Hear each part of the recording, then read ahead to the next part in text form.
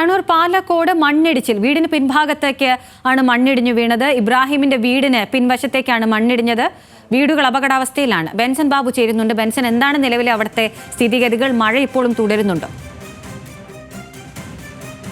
ഏകദേശം 2 മണിയോട് കൂടിയാണ് ഇത്തരത്തിലൊരു മണ്ണിടിച്ചിൽ ഉണ്ടായിട്ടുള്ളത്. പാലക്കോട് സ്വദേശിയായിട്ടുള്ള BS ഇബ്രാഹിമിന്റെ വീടിന് പിൻവശത്തേക്കാണ് മണ്ണിടിഞ്ഞു വീണത്. അവരുടെ വീടിന് പിൻവശത്ത് ഇത്തരത്തിൽ നിർമ്മാണ പ്രവർത്തികളുടെ ഭാഗമായി കുറച്ച് മണ്ണെടുത്തിട്ടുണ്ടായിരുന്നു. അവിടേക്കാണ് ഇത്തരത്തിൽ വലിയ രീതിയിലുള്ള മഴ ഈ മേഖലയിൽ ഇന്നലെയും ഇന്നുമായി പെയ്യുന്നുണ്ടായിരുന്നു. അതിലാണ് ഈ മണ്ണിടിഞ്ഞ് വീടിന്റെ പിൻഭാഗത്തേക്ക് വന്നിട്ടുള്ളത്. വീടിപ്പോഴും ഒരു അപകടാവസ്ഥയിലാണ് സ്ഥിതി ചെയ്യുന്നത്. കാരണം ഇപ്പോഴും ഇടിഞ്ഞു വീഴാൻ പാകത്തിന് മണ്ണ് ഇപ്പോഴും അവിടെ ഉണ്ട്.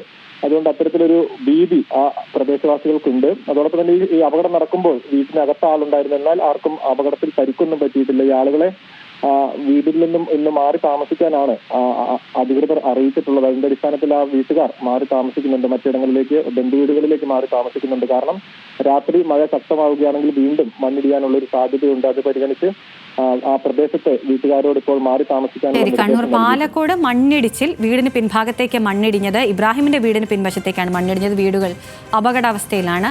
ബെൻസൺ ബാബുവാണ് വിവരങ്ങൾ നൽകിയത്.